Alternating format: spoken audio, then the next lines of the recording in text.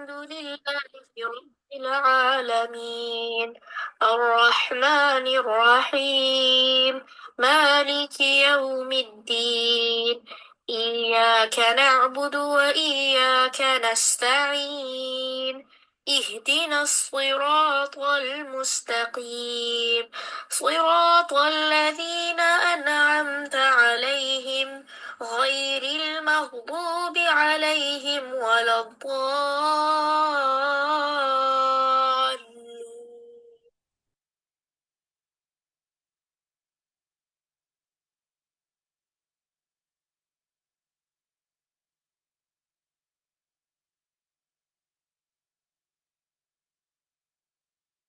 أعوذ بالله من الشيطان الرجيم بسم الله الرحمن الرحيم السلام أعوذ بالله من الشيطان الرجيم بسم الله الرحمن الرحیم السلام علیکم ورحمۃ اللہ وبرکاتہ۔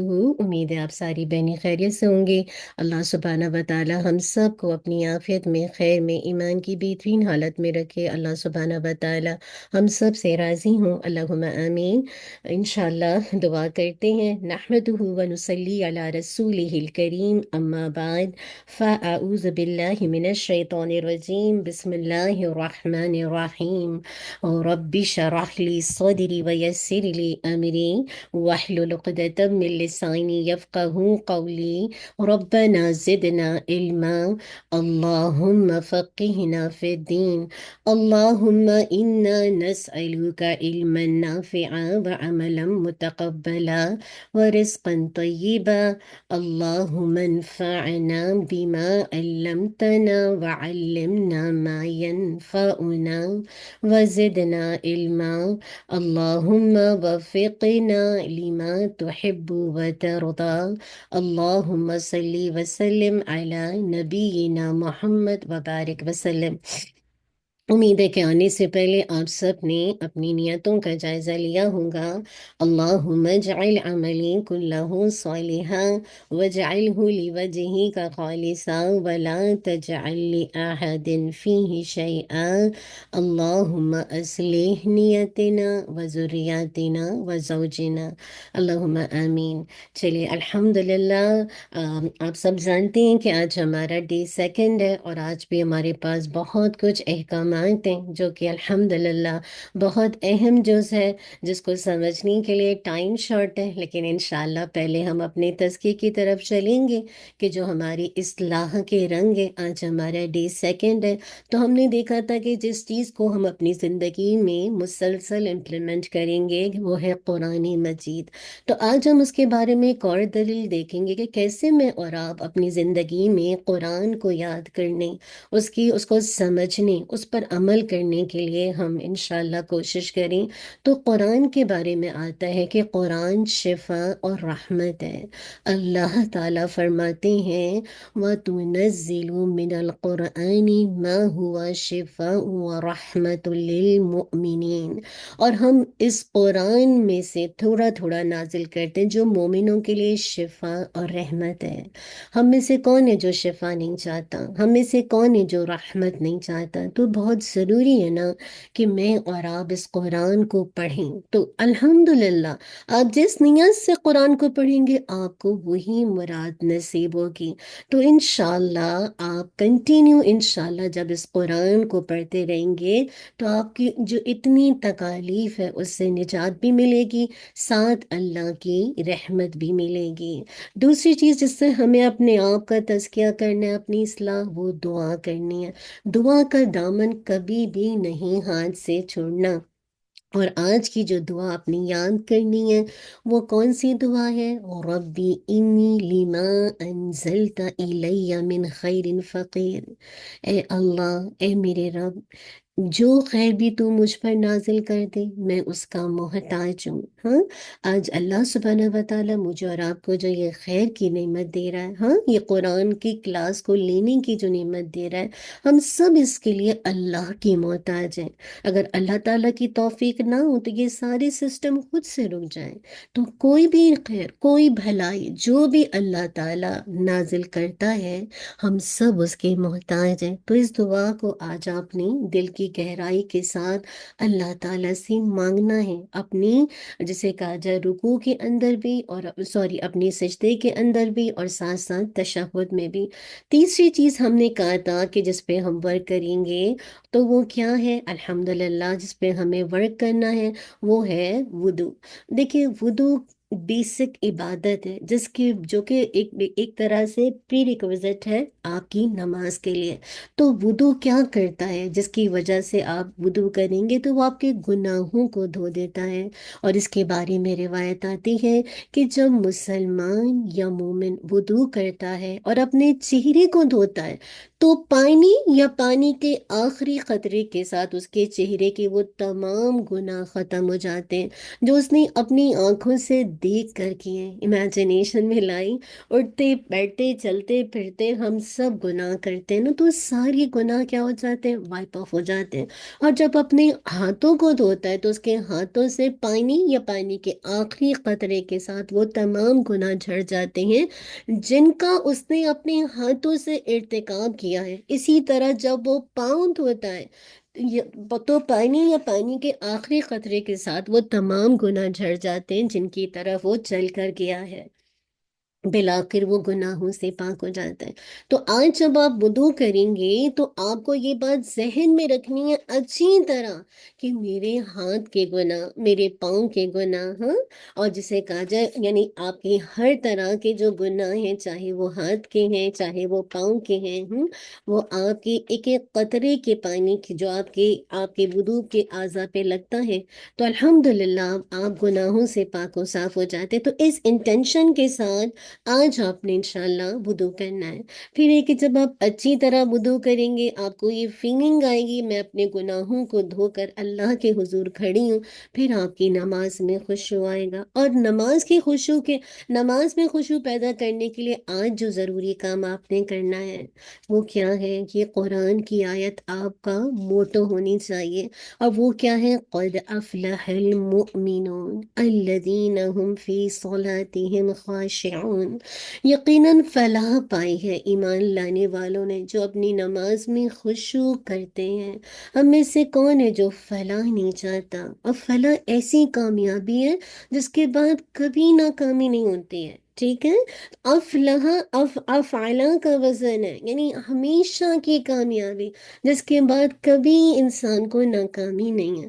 تو ہم میں سے کون ہے جو جسے کہا جائے دنیا اور آخرت میں کامیابی نہیں چاہتا، جس کو پتہ چل جائے کہ کامیابی کی جو کنجی ہے وہ نمازوں کے اندر خشوع ہے۔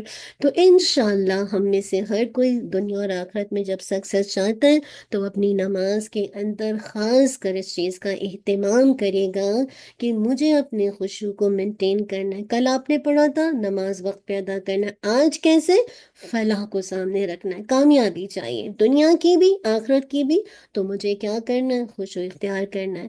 پھر اگلی بات جو آپ کو آج اپنے اصلاح کے لیے چاہیے وہ ہے اخلاق کے حوالے سے، کیونکہ جہاں ہم عبادت اچھی کرنا چاہتے ہیں ساتھ ہمارا اخلاق ہماری عبادت کا حصہ ہے۔ تو اچھے اخلاق والے کل اللہ کے نبی صلی اللہ علیہ وسلم کے قریب ہوں گے۔ ہم میں سے کون ہے جو اللہ کے نبی کے قریب ہونا نہیں چاہتا؟ ہاں، تو نبی صلی اللہ علیہ وسلم نے فرمایا ان من احبکم الی و اقربکم منی مجلسا یوم القیامت احاسنکم اخلاقا، اور قیامت کے دن تم میں سے میرے سب سے پسندیدہ اور سب سے قریب بیٹھنے والے وہ لوگ ہیں جن کے اخلاق اچھے ہیں۔ تو ہم میں سے کون ہے جو اللہ کے نبی صلی اللہ علیہ وسلم کے ساتھ بیٹھنا نہیں چاہے گا، آپ کے قریب نہیں ہونا چاہے گا؟ دنیا میں تو آج ہم نے آپ کو نہیں دیکھا، بس آپ جو قرآن و سنت ہمارے پاس چھوڑ کے چلے گئے، ہمارے پاس تو یہی رہنمائی ہے، یہی گائیڈنس ہے، لیکن کیا دل نہیں چاہتا کہ جس نبی نے ہمارے لیے اتنی اس امت کے لیے قربانی دی کل ان کا ساتھ مل جائے، ہاں، ان کی برابر میں بیٹھ جائے، ان کے قریب بیٹھ جائے۔ آج تو رفاقت نصیب نصیب نہیں ہوئی لیکن کل مل جائے. اور دعا بھی مانگتے ہیں آپ، اللہم انا نسألوک ایمانا لا یرتد ونعیما لا ینفد ومرافقۃ محمد صلی اللہ علیہ وسلم فی اعلی جنت القلب. اللہ کے نبی کا ساتھ ہمیشہ کی جنت میں، اور جب ساتھ مل جائے گا تو قربت بھی مل جائے گی. ہاں، تو اپنے اخلاق پہ آج آپ نے ورک کرنا ہے، یہ سوچ کے کہ مجھے کل اللہ کے نبی کے قریب بیٹھنے والے لوگوں میں شامل ہونا ہے، مجھے ان کا پسندیدہ بننا ہے. پھر آپ دیکھیں انفاق، ہاں انفاق کے بغیر تو کام ہی نہیں چلتا. تو آپ نے کل بھی آپ سے کہا تھا صدقہ کرنے کے لیے، اور آج بھی آپ جب کلاس ختم کریں گے تو کچھ نہ کچھ، چھوٹی سے چھوٹی بڑی سے بڑی جو آپ کی حیثیت ہے اس کے مطابق آپ نے الحمدللہ صدقہ کرنا ہے. تو اب آپ دیکھیے، صدقہ آنکھ سے بچاتا ہے. عدی بن حاتم رضی اللہ عنہ سے روایت ہے، نبی صلی اللہ علیہ وسلم نے فرمایا اتقوا النار ولو بشق تمرہ، آنکھ سے بچو اگرچہ کھجور کا ایک ٹکڑا ہی دے کر بچو. آپ کو پتہ ہے تھرسڈے ہو سکتا ہے آپ کے کسی بھائی بہن نے روزہ رکھا ہو، آپ نے خود روزہ رکھا ہو، ہاں تو ایک ایک کھجوری کا ٹکڑا دے کر، لیکن آپ نے کیا کرنا ہے؟ ہاں، آپ نے اپنے آپ کو آگ سے بچانا ہے صدقہ کر کے، کسی کو پانی کا گلاس دے کے، کسی کی مالی مدد کر کے، بچوں کو ہیلپ کر کے، یہ سوچ کے کہ آج میں نے اپنے وقت کا صدقہ کیا. ابھی آپ اپنے وقت کا تو صدقہ کر رہے ہیں، آپ کا یہ اللہ کے راستے میں وقت دینا یہ کیا ہے؟ کل آپ کو آگ سے بچائے گا. تو آج میں اور آپ کیا کریں گے؟ سب سے پہلے شفا اور رحمت کے حصول کے لیے قرآن حکیم سے سچا تعلق بنائیں گے. ٹھیک ہے، تو کرنے کے کام کیا ہے؟ شفا اور رحمت. ہم میں سے کون ہے یہ دو چیزیں نہیں چاہتا ہے؟ تو پھر آپ اللہ کے کلام کے ساتھ ایک سچا تعلق پیدا کریں گے.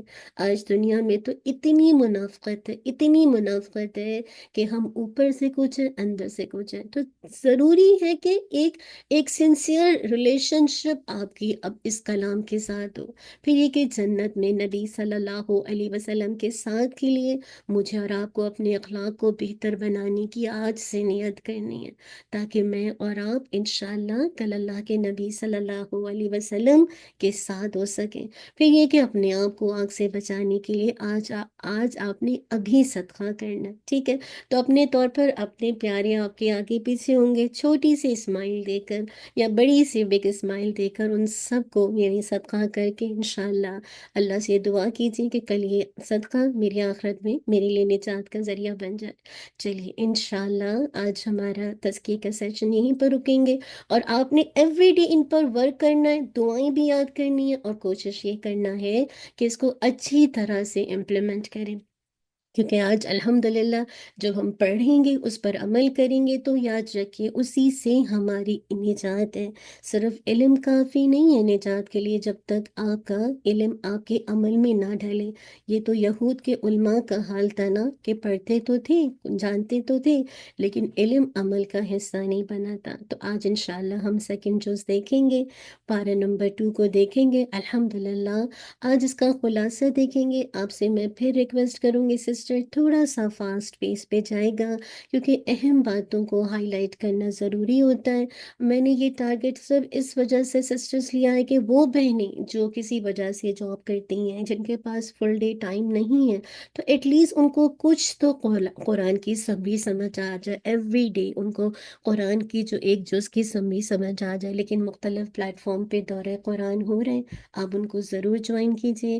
آپ جہاں سے بھی لیں گے قرآن ہر حال میں شفا، رحمت، ہدایت ہر چیز کا ذریعہ ہے، تو انشاءاللہ آپ کو فائدہ دے گا. آج انشاءاللہ دوسرا پارہ دیکھتے ہیں.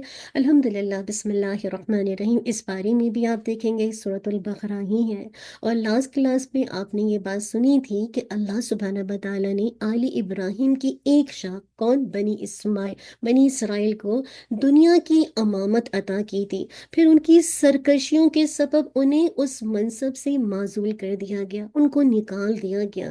تو دوسرے پارے میں سورۃ البقرہ کا جو حصہ آپ کو سنیں گے، اس میں امامت کا یہ جو عظیم منصب ہے وہ آل ابراہیم کی اب دوسری شاخ، پہلی شاخ کون تھے؟ اسحاق، دوسری شاخ کون ہے؟ بنی اسماعیل، یعنی محمد صلی اللہ علیہ وسلم اور آپ کی امت کو عطا کرنے کا اعلان ہے۔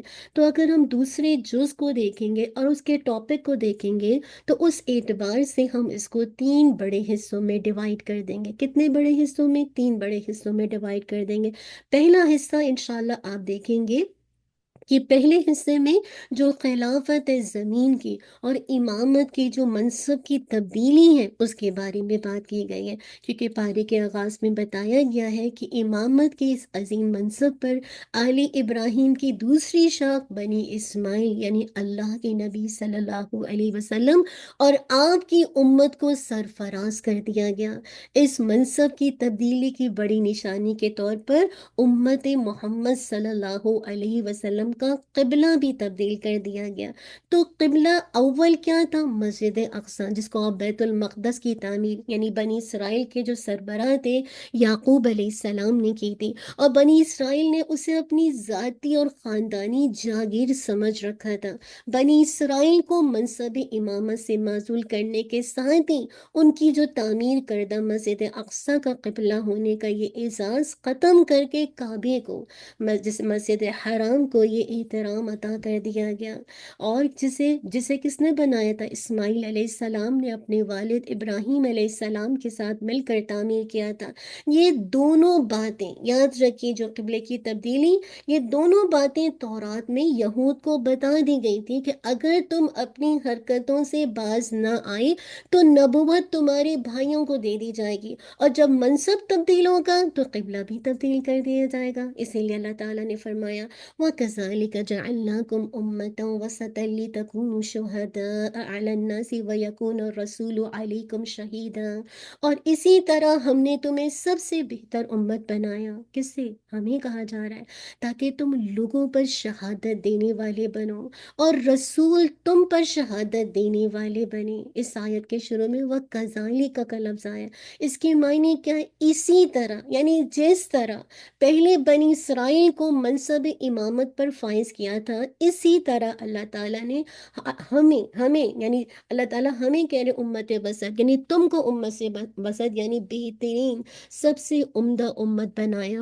اور تمہاری گواہی پر پہلے انبیاء اور ان کی امتوں کے فیصلے ہوں گے۔ ہم کہاں کھڑے؟ ہماری گواہی پر جو ہم سے پہلے انبیاء گزرے ہیں، ان کی امتیں گزری ہیں، ان کے فیصلے ہوں گے۔ اور آج اللہ کے نبی کی امت کیا کر رہی ہے؟ ابو سعید خدری رضی اللہ عنہ سے روایت ہے کہ رسول اللہ صلی اللہ علیہ وسلم نے فرمایا قیامت کے دن نوح علیہ السلام کو بلایا جائے گا، وہ کہیں گے لبیک و سعدیک۔ اللہ تعالیٰ ان سے پوچھیں گے کیا آپ نے میرا پیغام پہنچا دیا تھا؟ تو وہ جواب میں دیں گے ہاں، اس بات کریں گے۔ لیکن جب ان کی امت سے پوچھا جائے گا تو وہ کہیں گے ہمارے پاس تو کوئی ڈرانے والا آیا ہی نہیں۔ یہ امتوں کا حال ہے۔ پھر اللہ تعالیٰ نوح علیہ السلام سے فرمائیں گے تمہارا کوئی گواہ ہے، کوئی وٹنس ہے؟ وہ کہیں گے محمد صلی اللہ علیہ وسلم اور آپ کی امت۔ چنانچہ یہ امت نوح علیہ السلام کے حق میں گواہی دے گی، اور نبی صلی اللہ علیہ وسلم اپنی امت کے حق میں گواہی دیں گے۔ آج کیسے گواہی دے گی امت؟ جب وہ قرآن کھولے گی نہیں، جب اس کو پتہ ہی نہیں اس کا منصب کیا ہے، اس کو اللہ تعالیٰ نے امت وسط کیوں بنایا ہے۔ تم کتنی بہترین امت ہو، تم لوگوں کو نیکی کا حکم دو گی، برائی سے روکو گی۔ جب امت قرآن نہیں کھولے گی، اس کو اپنا منصب نہیں پتا کہ وہ بیسٹ امت ہے، اس کا کام کیا ہے، تو پھر وہ کل کیسے کہے گی انبیاء کے بارے میں گواہی دے گی، اور نبی پھر ہمارے بارے میں ہمارے حق میں گواہی دیں گے۔ تو امیجنیشن میں لائیے، اتنا بڑا منصب اللہ تعالیٰ نے مجھے اور آپ کو اس امت محمد صلی اللہ علیہ وسلم کو دیا ہے۔ اس کی قدر کیجیے، اس کو جانیے، اس کو پہچانیے۔ یعنی اس کے مطابق لوگوں کو جسے کہا جائے معلومات دیجیے، نہ کہ اپنی سیلف میڈ دین کے حوالے سے لوگوں کو بتائیں۔ تو ایک بہت بڑی ذمہ داری جو اللہ سبحانہ وتعالیٰ نے اس امت پر ڈالی ہے، اگر آج ہم یہ کام نہیں کریں گے، اللہ سبحانہ وتعالیٰ کسی اور کو لے جائے گا۔ تو اللہ تعالیٰ ہمیں اس گواہی کے احساس کے ساتھ ہماری زندگیوں کو شعور کے ساتھ گزارنے والا بنا دے۔ اسی لیے قبلے کی بات یاد رکھیے، قبلہ اس جگہ اور مقام کو کہا جاتا ہے جس کی طرف رخ کر کے نماز ادا کی جاتی ہے، جس کی طرف رخ کر کے جانوروں کو ذبح کیا جاتا ہے، مردوں کو قبروں میں اس کے رخ پر لٹایا جاتا ہے، اس کی طرف منہ یا پیٹ کر کے کوئی بھی قضائے حاجت کرنا یا اس کی طرف تھوکنا منع ہے۔ اس کے علاوہ بھی دین کے بہت سے معاملات ہیں جو قبلے سے تعلق رکھتے ہیں۔ قبلہ کسی بھی قوم کی ذہنی اور عملی کوشش کا تعین کرتا ہے اور ملتوں کی علامت اور نشانی ہوتا ہے۔ تو دنیا میں سب سے پہلے مسجد حرام بنائی گئی، ابراہیم علیہ السلام اور اسماعیل علیہ السلام نے مل کر اس کی تعمیر فرمائی تھی، اور اسے اسلام کے 5ویں رکن حج کا مرکز قرار دیا تھا۔ اسے مسلمانوں کے لیے قبلہ یعنی نماز کی طرف قبلہ کرنے کا بتایا گیا تھا۔ اس لیے پہلے یہود، عیسائی اور مسلمانوں کا مشترکہ طور پر جو قبلہ تھا وہ بیت المقدس یعنی مسجد اقصیٰ تھے، جسے بیت اللہ کے 40 سال بعد یعقوب علیہ السلام نے تعمیر کیا تھا۔ نبی صلی اللہ علیہ وسلم مکہ میں رہتے ہوئے نبوی زندگی یعنی جو آپ کی نبوت کی زندگی کے 13 سال اور مدینہ میں پہنچ کر تقریباً 16 یا 17 مہینوں تک مسجد اقصیٰ بیت المقدس کی طرف منہ کر کے نماز ادا کرتے رہے۔ پھر اللہ تعالیٰ نے اپنے وعدے کے مطابق قبلہ تبدیل کر کے مسلمانوں کے لیے کعبے کو قبلہ بنا دیا، یعنی مسلمانوں کے لیے حج کا مقام اور قبلہ ایک ہی جگہ کو قرار دے دیا گیا، اور ان کے قبلے کو اختیار کرنے سے یعنی جو دوسروں کا قبلہ ہے ان کا قبلہ اختیار کرنے سے اللہ سبحانہ وتعالیٰ نے سختی سے منع کر دیا۔ اسی لیے اللہ سبحانہ وتعالیٰ نے فرمایا وَلَئِنْ أَتَيْتَ الَّذِينَ أُوتُوا الْكِتَابَ بِكُلِّ آيَةٍ مَا تَبِعُوا قِبْلَتَكَ وَمَا أَنْتَ بِتَابِعٍ قِبْلَتَهُمْ، اور یقیناً اگر تو ان لوگوں کے پاس جنہیں کتاب دی گئی ہے ہر نشانی بھی لے آئے تو وہ تیرے قبلے کی پیروی نہیں کریں گے، اور نہ تو کسی صورت میں ان کے قبلے کی پیروی کرنے والا ہے۔ کتنی آپ دیکھیے، سوچیے کہ اللہ تعالیٰ کہہ رہے کہ اور نہ تو کسی صورت میں ان کے قبلے کی پیروی کرنے والا ہے۔ مزید یہ کہ کافروں کے مکے میں داخلے پر پابندی بھی لگا دی گئی، اور اس کا مقصد کیا تھا؟ یہ تھا کہ مسلمان عیسائی اور یہودیوں سے الگ تھلگ رہے، مسلم کلچر غیر مسلم تہذیب سے غلط ملت نہ ہو جائے، اور مسلمانوں پر کافر تہذیب کے اثرات نہ پڑیں۔ لہٰذا ہمارے یعنی ہمیں دوسرے معاملات میں بھی یہ یہود و نصارہ کی مشابہت اختیار کرنے سے کیا کرنا چاہیے؟ بچنا چاہیے۔ آج ہمارے بچے، ہم جس کلچر میں رہتے ہیں، آج ایسا نہیں لگتا کہ مسلم جو کلچر ہے، مسلم جو آئیڈینٹی ہے وہ غلط ملت ہو گئی ہے؟ حالانکہ دیکھیے کافروں کا مکے میں داخلے پر پابندی کیوں لگائی گئی تھی؟ تاکہ مسلمان عیسائیوں اور یہودیوں اور جسے ہندوؤں یا جو بھی مذہب ہے ڈفرینٹ، ان سے الگ تھلگ رہے، ان کا مذہب کسی دوسرے مذہب کے ساتھ غلط ملت نہ ہو جائے، تاکہ ان کے اثرات آج ہماری قوم کے بچوں پر نہ آ جائے۔ آج نہیں لگتا کہ ہمارے بچوں کے ذہنوں پر کیا کچھ جسے کہا جائے مختلف طرح کے ادیان کی تہذیب بالکل انڈلج ہو گئی ہے۔ آج ان کے ذہن کام نہیں کرتے۔ آج ہم جس جگہ ان کو لے کر آ گئے کہ وہ اتنے ملٹی ادیان کے اندر ان کے ذہن گھوم رہے ہیں کہ وہ فوکس ہی نہیں ہو پاتے، وہ اتنا جسے کہا جائے شیکی ہیں اپنے دین کے بارے میں کہ ان کو پتہ ہی نہیں ہے کہ اسلام کی نعمت کیا ہے، ان کی اصل آئیڈینٹی کیا ہے۔ تو قصور کس کا ہے؟ آج ہمارا ہے نا، کہ آج ہم یہاں آئے اور ہم ذریعہ بن رہے ہیں نا۔ اگر آج میں نے اور آپ نے اپنے بچوں کو دین نہیں دیا، ان کو نہیں سکھایا، ان کو نہیں بتایا کہ جوئش کون ہوتے ہیں، عیسائی کون ہوتے ہیں، فائر ورشپر کون ہوتے ہیں، تو پھر کیا ہوگا؟ نقصان تو ہمارا ہوگا۔ ہمارے بچے دوسروں کے جسے کہا جائے دین سے ادیان سے متاثر ہو کے بہت جلدی وہ اس دین کے اندر داخل ہو جاتے ہیں اور پتہ بھی نہیں چلتا، کیونکہ اصل بات ہے کہ ہم میں سے ہر کوئی نفس کے خلاف جانا نہیں چاہتا، جیسا دل چاہتا ہے ویسا جینا چاہتا ہے۔ آج ہر کوئی اپنی زندگی اپنی مرضی کے مطابق جسے کہا جائے گزارنا چاہتا ہے، جبکہ اللہ کے نبی صلی اللہ علیہ وسلم نے کیا فرمایا تھا؟ من تشبہ بقوم فہو منہم، جو مسلمان جس قوم کی مشابہت اختیار کرے گا تو وہ انہی میں سے سمجھا جائے گا۔ تو آج اگر ہمارے بچے کسی دوسرے ادیان کی پیروی کرتے ہیں، کسی دوسرے ادیان کے ساتھ ان کی سمپتی ہے، بہت زیادہ ان کو صحیح سمجھتے ہیں، مسلمانوں کو بہت ریجٹ سمجھتے ہیں، تو سوچئے تو پھر وہ انہی کے ساتھ سمجھے جائیں گے۔ تو اصل بات ہے کہ دل کیا کہتا ہے، آپ کو کس چیز پہ کانفیڈنس ہے، آپ واقعی بہت شعور کے ساتھ چاہتے ہیں کہ ہاں یہ دین جو دین اسلام کی نعمت ہے جس پر اللہ تعالیٰ نے ہمیں دی اس نعمت کو، کیا واقعی ہم سچے دل سے قبول کرتے ہیں؟ تو as a being a woman, as a being a mother, ہم سب کی ذمہ داری ہے کہ ہم اپنے بچوں کو صحیح دین بتائیں، کیونکہ آج ہم جس ملٹی سوسائٹی کے اندر، ملٹی کلچر، ملٹی ادیان کے اندر رہتے ہیں، اس میں جب تک ہم اپنے بچوں کو نہیں دین دیں گے، ہمارے بچے بہت خطرے میں۔ اب اس کا دوسرا حصہ دیکھیے، مدینہ منورہ میں جب مسلم معاشرے اور اسلامی تہذیب کی شناخت قائم ہو گئی، تو پارے کے دوسرے حصے میں اس سے تعلق رکھنے والے احکام اور ان کے مسائل کو بیان کیا گیا، اور وہ سب کے سب ساری مسائل بہت اہم ہیں،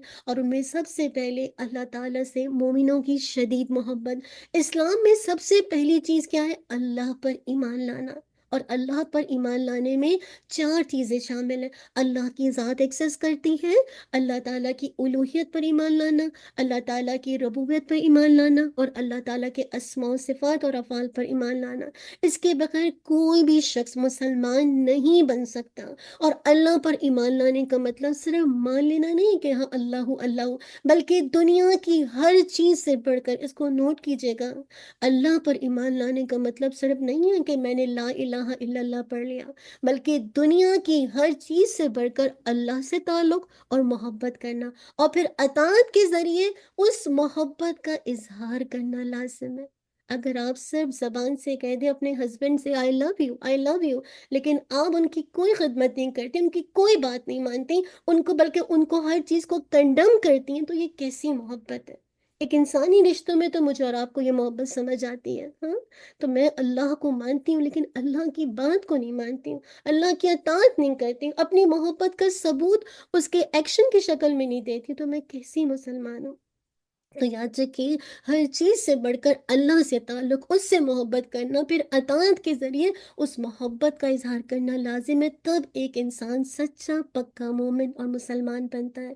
اسی لیے اللہ تعالیٰ نے فرمایا وَمِنَ النَّاسِ مَن يَتَّخِذُ مِن دُونِ اللَّهِ أَندَادًا يُحِبُّونَهُمْ كَحُبِّ اللَّهِ وَالَّذِينَ آمَنُوا أَشَدُّ حُبًّا لِلَّهِ۔ اور لوگوں میں سے بعض وہ ہیں جو غیر اللہ میں سے کچھ شریک بنا لیتے ہیں، اور وہ ان سے اللہ کی محبت جیسی محبت کرتے ہیں، اور وہ لوگ جو ایمان لائے۔ آپ کے لیے یہ ساری باتیں اللہ سے محبت میں کہیں زیادہ، بہت زیادہ شدید ہیں، اور اللہ کی نبی صلی اللہ علیہ وسلم نے فرمایا من احب للہ و ابغض للہ و اعطى للہ و منع للہ فقد استکمل الایمان۔ جس نے اللہ کے لیے محبت کے لیے، اللہ کے لیے دشمنی کے، اللہ کی رضا کے لیے دیا، اور اللہ کی رضا کے لیے منع کر دیا، تو اس نے اپنا ایمان مکمل کر لیا۔ اس حدیث کی روشنی میں اور آپ اپنے ایمان کو چیک کر لیں۔ اللہ کے لیے جسے کہا جائے دوستی کرتے ہیں، اللہ کے یعنی اللہ کے لیے محبت کی لوگوں سے، اللہ کے لیے دشمنی کی ہے، اللہ کی رضا کے لیے دیا ہے، اور اللہ کے لیے کیا روکا ہے کسی چیز سے، تو پھر اپنا ایمان مکمل ہوگا۔ یعنی مومن سب سے زیادہ اپنی رب سے محبت کرتے ہیں، جبکہ مشرک اللہ کے بجائے اپنے پیروں، اپنے دیوتاؤں، اپنے فقیروں سے شدید محبت کرتے ہیں، کیونکہ وہ یہ سمجھتے ہیں کہ قیامت کے دن یہ ہمارے کام آئیں گے، جبکہ قیامت کے دن تو وہ جب عذاب دیکھ لیں گے تو ان کی محبت اور تعلق کا صاف انکار کر دیں گے۔ تو پہلے تو آپ دعا مانگی اللہم انا نسألوک حبک حب من یحبک حب عمل یقربنی الی حبک۔ لیکن آپ دیکھیے جو مشرک ہیں وہ کس کی پوجا کرتے ہیں؟ دیوتاؤں کی، پیروں کی، فقیروں کی، ہاں، جو اللہ کے سوا جس کی پوجا کرتے ہیں، قیامت کے دن جب وہ عذاب دیکھیں گے نا، تو ان کی محبت جن کی وہ پوجا کرتے تھے نا، ان سے تعلق کا صاف انکار کر دیں گے۔ اور اللہ تعالیٰ نے اس بات کو منشن کیا ہے استبرأ الذین اتبعوا من الذین تبعوا ورأوا العذاب وتقطعت بهم الاسباب۔ جب وہ لوگ جن کی پیروی کی گئی تھی ان لوگوں سے بالکل بے تعلق ہو جائیں گے جنہوں نے پیروی کی، اور وہ عذاب کو دیکھ لیں گے تو ان کے آپس کے تعلقات کیا ہو جائیں گے؟ بالکل منقطع ہو جائیں گے۔ کیسے ایک دوسرے کے کاٹنے کو دوڑیں گے نا، کوئی جیسے تعلق ہی نہیں تھا۔ تو اللہ سبحانہ و تعالیٰ ہمیں صرف اللہ سبحانہ و تعالیٰ کے ساتھ ایسی محبت کرنے والا بنا دے کہ اللہ کے خاطر قل ان صلاتی و نسکی و محیای و مماتی للہ رب العالمین، ہر چیز، میرا جینا، میرا مرنا، میری زندگی، میری موت، ہاں، میری نماز، میری قربانی، سب اللہ رب العزت کے لیے ہو جائے۔ اسی لیے ایمان لانے کے بعد جو ضروری ہے کہ اسلام کے حلال اور حرام کا مکمل خیال رکھا جائے۔ اللہ تعالیٰ نے بندوں کی ضروریات اور چیزوں کو خاص سامنے رکھتے ہوئے جو چیزیں انسانوں کے لیے مفید تھیں انہیں حلال کر دیا، اور جو چیزیں اس کی صحت کے لیے، اس کے اخلاق کے لیے مضر تھیں، نقصان دہ تھیں، وہ حرام کر دی۔ اسی لیے اللہ تعالیٰ فرماتے ہیں یا ایھا الناس کلوا مما فی الارض حلالا طیبا ولا تتبعوا خطوات الشیطان انہ لکم عدو مبین۔ اے لوگو، ان چیزوں میں سے جو زمین میں ہے حلال پاکیزہ، ان میں سے کھاؤ، اور شیطان کے قدموں کی پیروی مت کرو، بے شک وہ تمہارا کھلا دشمن ہے۔ اس آیت میں حلال اور پاکیزہ چیزیں کھانے کا حکم دیا ہے، اور ساتھ ساتھ کس چیز کو منع کیا ہے؟ شیطان کے قدموں کی پیروی سے منع کیا گیا۔ کیوں؟ شیطان عام طور پر، یاد رکھیے، اسی راستے انسان پر سے حملہ آور ہوتا ہے، ان دو راستوں سے، کھانے سے، پینے سے، حلال اور حرام سے۔ انسان کو حرام کی طرف راغب کرتا ہے، جس نقصان سے بچانے کے لیے اللہ نے بندوں پر چیزوں کو حرام قرار دیا تھا، اس سے دو چار کرتا ہے۔ شیطان کا پہلا، یعنی جو شیطان کے پہلے انسان، یعنی آدم علیہ السلام پر اس کا پہلا حملہ اسی راستے سے تھا کہ اللہ تعالیٰ نے انہیں ایک درخت کا پھل کھانے سے منع کیا تھا، اور شیطان نے وہی پھل کھانے پر آدم علیہ السلام کو اکسایا اور آمادہ کر لیا۔ نتیجہ کیا ہوا؟ انہیں جنت سے نکال دیا گیا۔ لہٰذا ایمان لانے کے بعد سب سے اہم چیز کیا ہے میرے اور آپ کے لیے؟ اور وہ کیا ہے؟ حرام سے اپنے آپ کو روکنا ہے، پرہیز کرنا ہے۔ ابو ہریرہ رضی اللہ عنہ سے روایت ہے کہ رسول اللہ صلی اللہ علیہ وسلم نے فرمایا، اے لوگوں، بے شک اللہ پاک ہے، اور پاک کے سوا کچھ قبول نہیں فرماتا۔ اس نے ایمان والوں کو اسی چیز کا حکم دیا ہے جس کا اس نے اپنے رسولوں کو دیا۔ فرمایا، اے رسولوں، پاکیزہ چیزوں میں سے کھاؤ اور نیک عمل کرو، یقیناً میں اسے جو تم کرتے ہو خوب جاننے والا ہوں۔ اور فرمایا، اے لوگوں جو ایمان لائو، ان پاکیزہ چیزوں میں سے کھاؤ جو ہم نے تمہیں عطا فرمائی ہے۔ پھر آپ صلی اللہ علیہ وسلم نے ایک ایسے شخص کا ذکر فرمایا جو لمبا سفر کرتا ہے، بکھرے ہوئے بالوں والا ہے، جس سے مسکے غبار آلود ہے، آسمان کی طرف ہاتھ پھیلا کر کہتا ہے، اے میرے رب، اے میرے رب۔ اس کا کھانا حرام ہے، اس کا پینا حرام ہے، اس کا لباس حرام ہے، اور اسے جو غذا دی گئی ہے وہ بھی حرام ہے، تو بھلا اس کی دعا کیسے قبول کی جائے گی؟ اب دیکھیے، ٹریولر ہے، اور سفر میں سب سے زیادہ دعا قبول ہوتی ہے، ہاں، آپ کو پتا۔ اور پھر اس کے ہاتھ پھیلانا، آپ کو پتا جب ہاتھ پھیلاتے نا، ایک ہوتا ہے ہاتھ پھیلانا، اگر کبھی آپ نے بارش کے موقع پر جیسے ہم اپنی چادر کو نا ایسے پھیلا دیتے ہیں بالکل نا، تو وہ والی کیفیت اس وقت اور بھی دعا کی قبولیت کے چانسز بڑھ جاتے ہیں۔ لیکن اللہ کے نبی صلی اللہ علیہ وسلم کیا کہہ رہے ہیں، کیا کہہ رہے ہیں؟ اتنا لمبا سفر کر کے آیا ہے، بال بھی بکھرے میں، جسم بھی غبار آلود ہے، آسمان کی طرف ہاتھ پہ لا کے اے میرے رب، اے میرے رب کہہ رہے، لیکن اس کا کھانا حرام ہے، پینا حرام ہے، لباس حرام ہے، جسے جو غذا دی گئی ہے وہ حرام ہے، تو اس کی دعا کیسے قبول ہو گئی، کیسے قبول کی جائے گی؟ تو یہاں پہ رکے میں، اور آپ دیکھیں اپنے سورس آف انکم کو دیکھیے، جو آپ کماتے ہیں، جو آپ کے ہسبینڈ کماتے ہیں، آپ کے بچے کماتے ہیں، اگر حرام کے رزق سے ہم میں سے کسی کا جسم پل رہا ہے تو پھر دعا قبول نہیں ہوگی۔ تو اللہ سے رو کے مانگے، اللہم انا نسألوک علما نافعا، اللہم انا نسألوک علما نافعا وعملا متقبلا ورزقا طیبا، ٹھیک ہے؟ تو رزقا طیبا، اللہ سے حلال اور پاکیزہ رزق مانگے۔ اسی لیے آگے بتایا، یا ایھا الذین آمنوا کلوا من طیبات ما رزقناکم واشکروا للہ ان کنتم ایاہ تعبدون۔ اے لوگوں جو ایمان لائے، ان پاکیزہ چیزوں میں سے کھاؤ جو ہم نے تمہیں عطا فرمائی ہے، اور ساتھ ساتھ کھانے کے بعد کیا کرو؟ اللہ کی نافرمانی کرو نہیں، اور اللہ کا شکر ادا کرو اگر تم صرف اسی کی عبادت کرتے ہو۔ یہ نہیں کہ تم اچھا کھانا کھاؤ تو پھر تم اللہ کی نافرمانی کرو۔ اب تم شادی میں گئے ہو، اتنا بہترین کھانا کھائے، گھر آ گئے، آنے کے بعد تم نے نماز چھوڑی اور جا کے سو گئی۔ نہیں، اتنا اچھا کھانا کھایا، اتنے اچھے کپڑے پہنے، تو پھر اچھی عبادت بھی تو اب کرو نا، اللہ کا شکر بھی تو ادا کرو۔ اگر واقعی میں اور صرف ان کنتم ایاہ تعبدون صرف اس کی عبادت کرتے ہیں۔ پھر اللہ تعالیٰ نے کھانے میں کچھ چیزوں کو حرام قرار دیا، انما حرم علیکم المیتۃ والدم ولحم الخنزیر وما اہل بہ لغیر اللہ۔ اس نے تم پر صرف مردار اور خون اور خنزیر کا گوشت اور ہر وہ چیز حرام کی ہے جس پر غیر اللہ کا نام پکارا جائے۔ پھر جو یعنی یہ چار چیزوں کے علاوہ سب چیزیں تو حلال ہیں، لیکن انسان پھر بھی دیکھے جو چیزیں اللہ نے حرام کی اسی کی طرف جاتا ہے۔ اسی لیے پر بتایا پھر جو مجبور کر دیا جائے اس حال میں کہ وہ نہ بغاوت کرنے والا ہو اور نہ حد سے گزرنے والا، تو اس پر کوئی گناہ نہیں، بے شک اللہ بے حد بخشنے والا اور نہایت رحم والا ہے۔ تو اصل بات ہے یہاں پہ حلال اور حرام کی بات کر دی گئی کہ بس یہ چار چیزیں حرام ہیں، لیکن اگر مجبوری ہے، جان بچانے کا خطرہ ہے، تو اللہ تعالیٰ جو ہے جسے کہا جائے غفور رحیم ہے۔ اصل بات یہ ہوتی ہے نا، بہت سارے لوگ محض مسلمان ہونے اور قبلے کے احترام کو بعض اوقات نیکی سمجھ لیتے ہیں اور سمجھتے ہیں کہ یہی کافی ہے کہ میں بائی برتھ مسلمان ہوں، میں قبلے کی رسپیکٹ کرتی ہوں، میں شاعر اللہ کی رسپیکٹ کرتی ہوں، چاہے میں عمل میں کتنی کوتاہی کرتی رہوں، چاہے میں عمل سے اس کو پروو نہ کروں، لیکن ظاہری طور پر میں لوگوں کا بہت احترام کرتی ہوں، پیچھے میں ان کی غیبت کرتی ہوں۔ ہاں، ظاہری طور پر میں بہت اچھی اسٹوڈنٹ ہوں، لیکن پیچھے میرا حال یہ ہے کہ میں لوگوں کو کاٹتی رہتی ہوں۔ تو میرا کہنے کا مقصد ہے کہ جو ظاہری الحلیہ نا، بہت سے لوگ اس کو محض نیکی کا نام دے دیتے ہیں اور بس اسی چیز کا احترام کو کافی سمجھتے ہیں اور اعمال میں کوتاہی پہ کوتاہی کرتے جاتے ہیں اور سمجھتے ہیں کہ یہ محبت اور احترام کل انہیں نجات دے دے گا، یہ ان کی نجات کے لیے کافی ہو جائے گا۔ تو ان سب لوگوں کی غلط فہمی اللہ تعالیٰ نے اس آیت کے اندر دور کر دی۔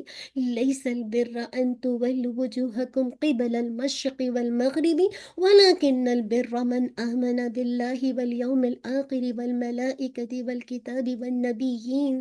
نیکی یہ نہیں ہے کہ تم اپنا منہ مشرق اور مغرب کی طرف پھیرو، اور لیکن اصل نیکی اس کی ہے جو اللہ اور یوم آخرت اور فرشتوں اور کتاب اور نبیوں پر ایمان لائے اور مال دے اس کی محبت کے باوجود قرابت داروں یعنی قرابت والوں اور یتیموں اور مسکینوں اور مسافر اور مانگنے والوں کو اور گردن چھڑانے میں، اور کیا کرے، اور نماز قائم کرے اور زکوٰۃ دے، اور جو اپنا عہد پورا کرنے والے ہیں جب عہد کرے، اور خصوصاً جو تنگی اور تکلیف میں اور لڑائی کے وقت صبر کرنے والے ہیں، یہی لوگ ہیں جنہوں نے سچ کہا اور یہی بچنے والے ہیں۔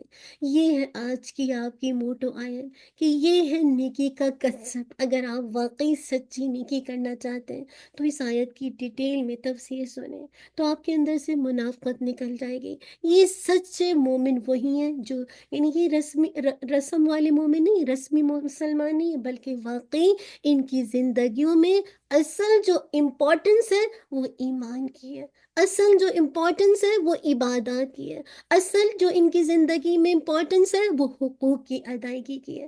وہ ان ساری چیزوں کو پورا کرتے ہیں تو سچے پکے مومن بنتے ہیں، رسمی مومن نہیں بنتے۔ تو میں اور آپ بھی اگر چاہتے ہیں تو اس آیت کو خوب اپنی زندگی کی بہار بنائیے۔ اسی لیے بس آگے ایک اور حکم آ رہا ہے اور وہ ہے قتل کا حکم، قصاص کا حکم۔ اب دیکھیں انسانی معاشرے میں امن قائم کرنے کے لیے اور انسانی جانوں کا تحفظ فراہم کرنے کے لیے قتل کی سزا قتل مقرر کی ہے، جس کو آپ قصاص کہتے ہیں۔ اللہ سبحانہ و تعالیٰ فرماتے ہیں یا ایھا الذین آمنوا کتب علیکم القصاص فی القتلی، اے لوگوں جو ایمان لائے ہو تم پر مقتولوں میں بدلہ لینا لکھ دیا گیا ہے۔ یہ اللہ کی کتنی رحمت ہے۔ قصاص کا حکم، آج قصاص کا حکم نہیں ہے تو چور چوری سے نہیں ڈرتا، ڈاکو ڈاکہ ڈالنے سے نہیں ڈرتا، لوگ قتل سے نہیں ڈرتے، پتہ ہے کہ کوئی پکڑ ہی نہیں ہے۔ تو آپ دیکھیں جب ہم نے اللہ کے قانون کو توڑا تو ہم کتنے فتنوں میں آ گئے، کتنے نقصان میں آ گئے۔ اگر مقتول کے ورثہ اپنی مرضی سے قاتل کو معاف کر دیں یا دیت لے لیں، کچھ پیسے لے لیں، تو پھر ورثہ کی رضامندی کے مطابق فیصلہ کر دیا جائے گا، ورنہ قتل عمدن، جس نے جان کے قتل کی، اس کی اصل سزا قتل ہی ہے۔ لیکن اگر کوئی مسلمان کسی کافر کو قتل کر دے تو قصاص میں مسلمان کو قتل نہیں کیا جائے گا، چاہے وہ مقتول حربی ہو یا ذمہ۔ حربی کون ہوتا ہے؟ کہ جسے کہا جائے یعنی جس کے ساتھ کوئی کانٹریکٹ نہیں ہے، اور ذمہ کیا ہے؟ جو کہ مسلمان ملک میں رہتا ہے اور اس کی ساری ذمہ داری مسلمان کی حکومت کی ہے۔ تو اللہ کے نبی صلی اللہ علیہ وسلم نے فرمایا لا یقتل مسلم بکافر، کسی مسلمان کو کافر کے بدلے قتل نہیں کیا جائے گا۔ پھر آگے بتایا وَلَكُمْ فِي الْقِصَاصِ حَيَاةٌ يَا أُولِي الْأَلْبَابِ لَعَلَّكُمْ تَتَّقُونَ، اور تمہارے لیے بدلہ لینے میں ایک طرح کی زندگی ہے۔ آج اگر ہم اس آیت کو نافذ کرتے اسلام کے اندر، دین کے اندر، اپنے سو کال مسلمان تو کہتے ہیں لیکن ہم اس آیت کو نافذ نہیں کرتے، اور تمہارے لیے بدلہ لینے میں ایک طرح کی زندگی ہے اے عقل والو، تاکہ تم لعلکم تتقون، تاکہ تم بچ جاؤ۔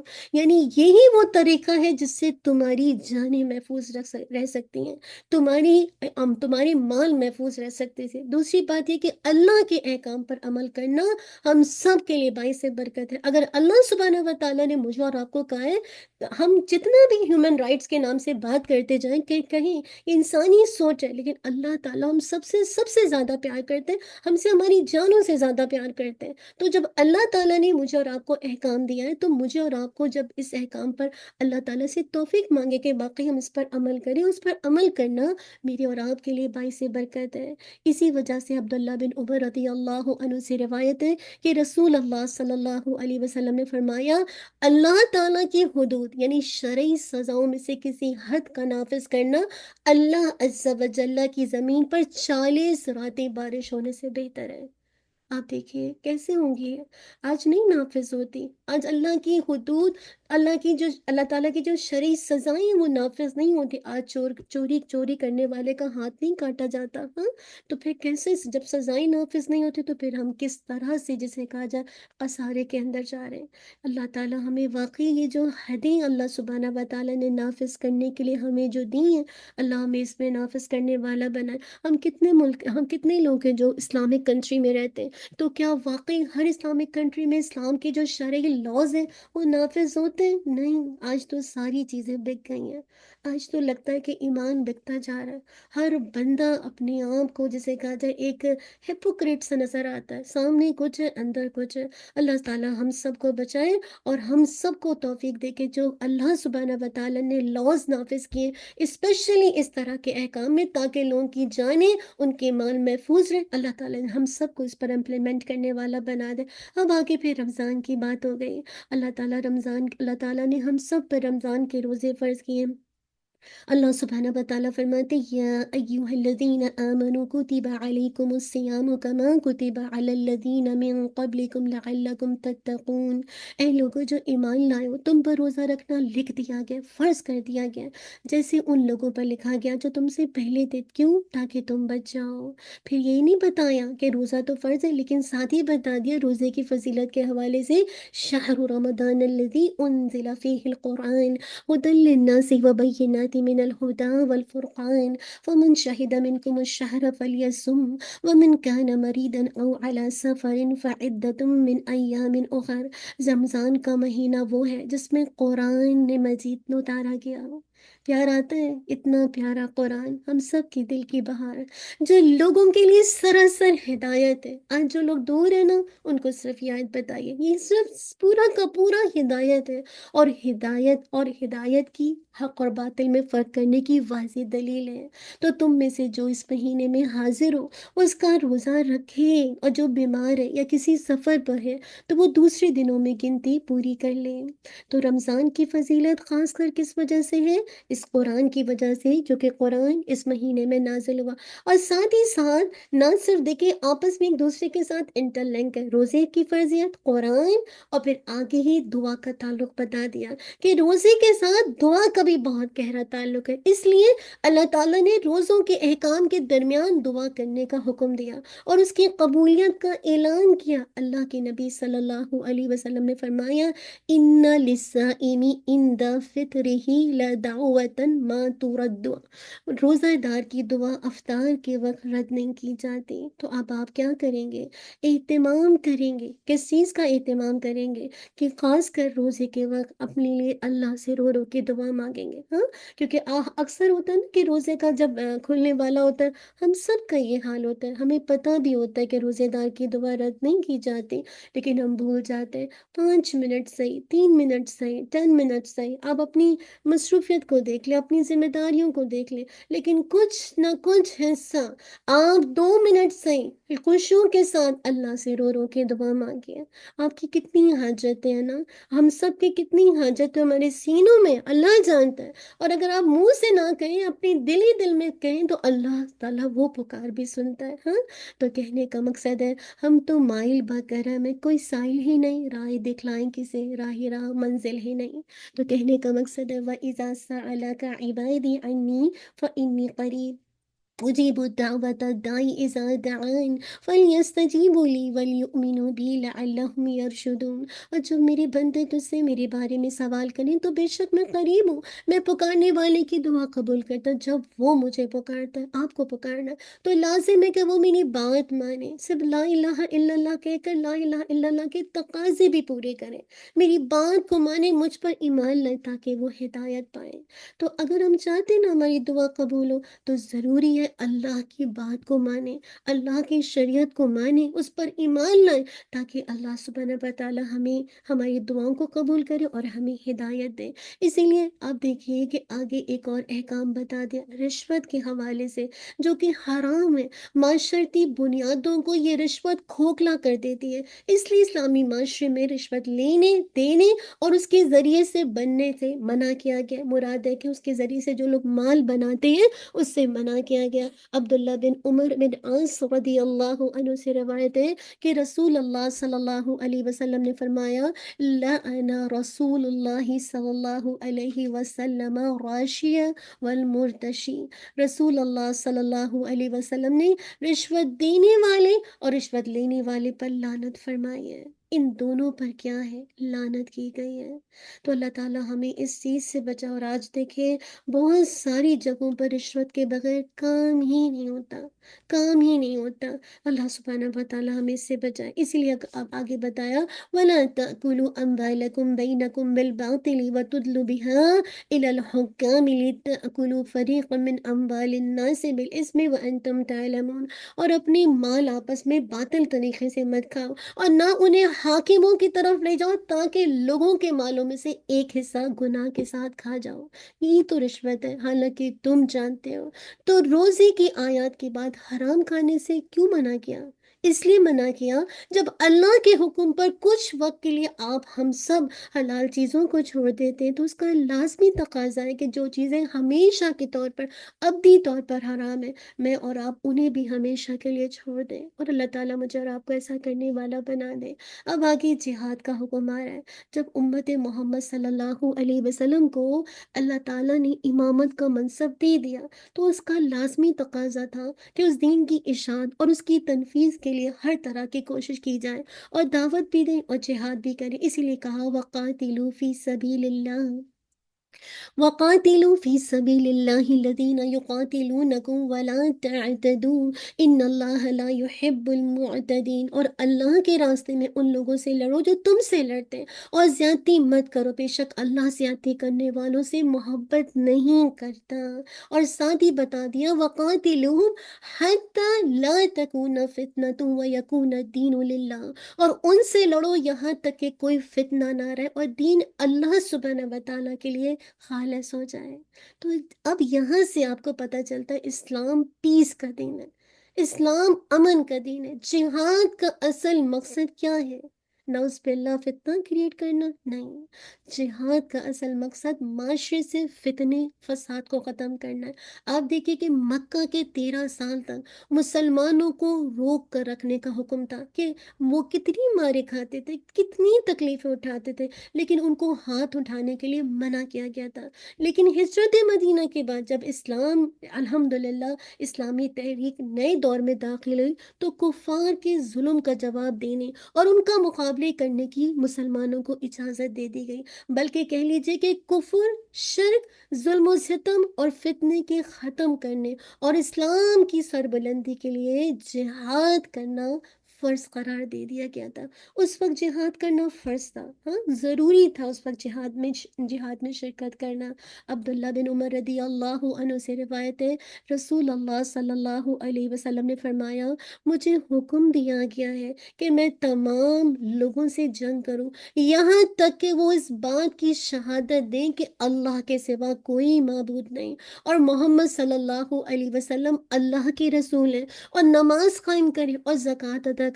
پھر جب وہ کام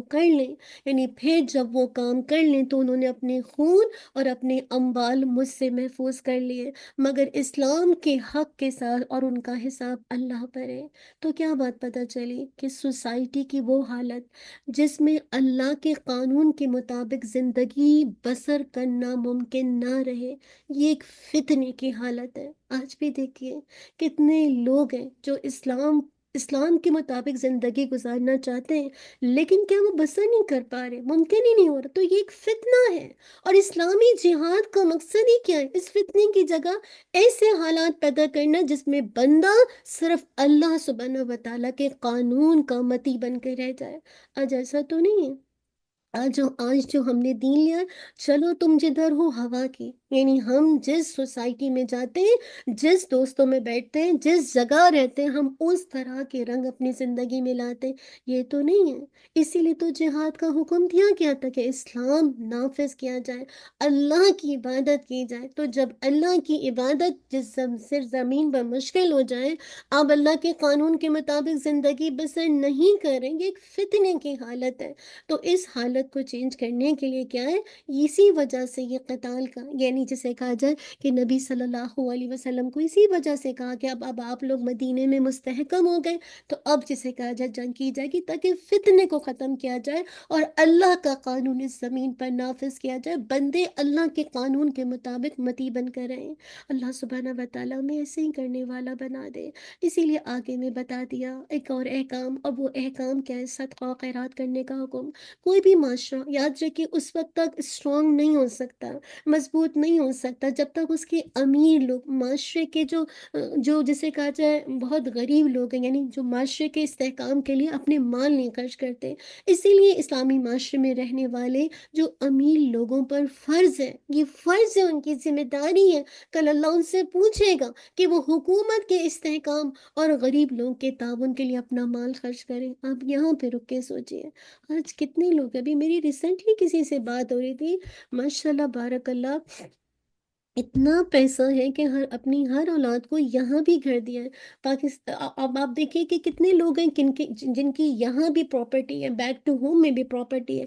کتنے لوگ ہیں جسے کہا جائے کہ جو ملٹی ملینر ہیں، یعنی ہر جگہ ان کے کچھ نہ کچھ ایسٹ ہے، اور آج جب ان کو خرچ کرنے کے لیے کہا جاتا ہے کہ حکومت کو مدد کرو تاکہ اسلامی حکومت کو ترقی ملے، غریب لوگوں کی مدد ہو، تو کتنا پیسہ لگاتے ہیں۔ آج ان کی شادیوں کو دیکھ لیجئے، ان کی پارٹیز کو دیکھ لیجئے، لاکھوں لاکھوں ایک جسے کہا جائے ایک پارٹی پر خرچ ہوتا ہے۔ آج کیا کل اللہ ان سے پوچھے گا نہیں کہ اللہ نے اتنا مال دیا تو کیا اپنی تعیشات کے لیے گزار دیا؟ یعنی جس پیسے کو اللہ نے دیا ہے، ہمیں سے کوئی بھی جس کے پاس کوئی بھی کسی طرح کا رزق ہے، فما بکم من نعمت فمن اللہ، اللہ کی طرف سے، تو جو بھی نعمت ہے، ثم لتسألن یومئذ عن النعیم، جتنی بھی نعمت، ایک ایک پینی یعنی ذرے برابر بھی نعمت ملی ہے نا، کل اس کے بارے میں سوال کیا جائے گا۔